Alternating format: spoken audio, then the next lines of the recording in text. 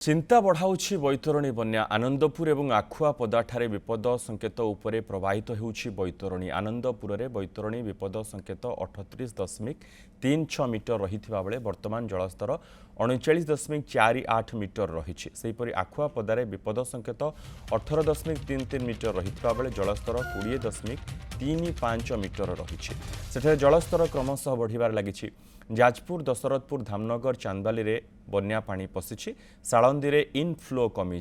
भद्रक रे स्थिति आसंता काली सुधा सुधुरिब। आनंदपुर रे एक छोट घाई होईछि। पानी कमिले मरामती हेबो। जाजपुर रे एक छोट घाई होईछि। सेठरे पानी कमिले मध्य मरामती हेबो बोली सूचना रहिछि। सेहिपरि सुवर्णरेखा राजघाट रे 10.36 मीटर विपद संकेत रहितबा बेले एबे जलस्तर 7.02 मीटर रहिछि। एठारे जलस्तर उपर मुहां रहिछि। क्रमशः एठारे मध्य जलस्तर बढ़ुछि। आमर बैतरणी में जहाँ डेंजर लेवल 18.33 ताको काली संध्यार तो क्रॉस कर जाइथिला।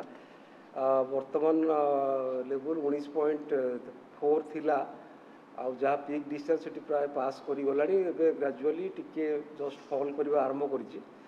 तार इफेक्ट रे एबे भी बन्या वाटर लॉगिंग परिस्थिति आमर आडजोनिंग एरिया जहाँ रहिला जो जो ब्लॉक सब आम कहते जमी जाजपुर, दशरथपुर किसी पार्ट आमर विंझारपुर भी हो पारे, धामनगर, चांदबाली एगुड़ा अफेक्टेड होगा ग्राजुअली काली सुधा से बन्या जल निष्कासित हो राति सारा खाली पेट्रोलिंग करते बहुत जगह जो ओभरटप करूला आमर काणी आखुआपद तले सब बैतरणी नदी से सब बाली बस्ता देकी बंद कर कौन जगह एजाए ब्रिज होनी से गोटे बड़ कथा।